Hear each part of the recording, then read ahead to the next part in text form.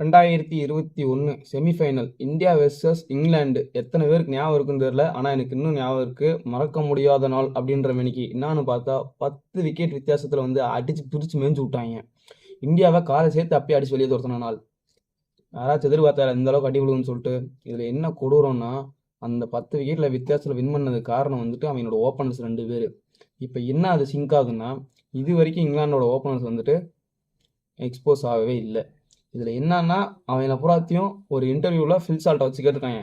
இங்கே பாருங்க உப்பு, நீங்கள் உப்பு தான், நீங்கள் வந்து ரோசமாக இருக்கணும், நீங்கள் இப்படி ஆடுறீங்கன்னு கேட்டப்ப, சரி இனிமே ஆடுறேன், வான்கடையில் நடக்கிற மேட்ச்சில் வந்துட்டு சைலண்ட்டை உண்டாக்குறேன் அப்படின்னு சொல்லியிருக்காங்க.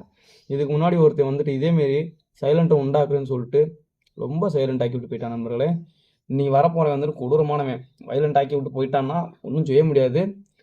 இது மூலிமா என்ன சொல்ல விரும்புகிறேன்னா, இந்தியன் டீம் நண்பர்களே, நீங்கள் மட்டும் இன்னைக்கு இவங்கள அடிச்சுட்டு செமிஃபைனல்லேருந்து ஃபைனல் போயிட்டீங்கன்னா கப்பு உங்களுக்குடா. நான் சொல்கிறேன், நீங்கள் தான்டா கப்பு வின்னரு. அங்கே யார் இருக்கா? நம்ம கிவி பாய்ஸ் தான், அவங்க ஈஸியாக அடிச்சிடலாம் சரியா. ஆனால் நீங்கள் வந்துட்டு இங்கே கொஞ்சம் பிசுறு தட்டினீங்கன்னா ஒன்றும் சொல்கிறது இல்லை நண்பர்களே. கடவுளை வேண்டிக்கிங்க. இதுக்கும் கூட ஜிங்ஸ்ன்னு சொல்லாங்க நண்பர்களே. எனக்கு என்னன்னு கூட தெரியாது ஜிங்ஸ்ன்னா என்னன்னு பார்த்தா, ஒருத்தன் வெறி உண்டு காத்திருக்காங்க ஒரு 2 பேர் சைலண்ட் பண்ணுறோன்னு சொல்லிட்டு. என்ன நடக்குதுன்னு சொல்லிட்டு ஒரே ஆர்வமாக இருக்கேன். பார்க்கலாம் என்ன நடக்குதுன்னு சொல்லிட்டு.